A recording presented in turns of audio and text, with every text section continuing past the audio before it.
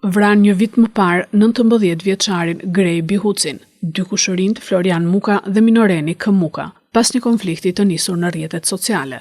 Prokuroria e Fierit dërgon në gjykatë dy shtetasit për vrasje me paramendim e kryer në bashkëpunim.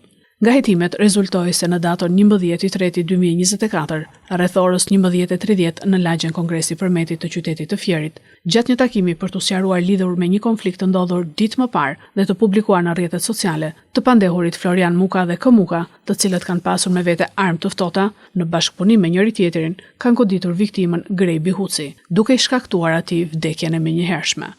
Prokuroria pranë gjykatës së shkallës së parë të jurisdiksionit të përgjithshëm Fier kërkoi deklarimin fajtor të pandehurit Florian Muka për kryerjen e veprës penale vrasje me paramendim, e kryer në bashkëpunim me 25 vjet burgim, si dhe deklarimin fajtor të miturit në konflikt K. Muka për kryerjen e veprës penale vrasje me paramendim e kryer në bashkëpunim dhe dënimin e tij me 12 vjet dhe 6 muaj burgim. Gjithashtu i plagosur në ngjarjen e një viti më parë, mbeti edhe shoku i viktimës, Olti Seriana, 20 vjeç, i cili ndërhyri për ta shpëtuar.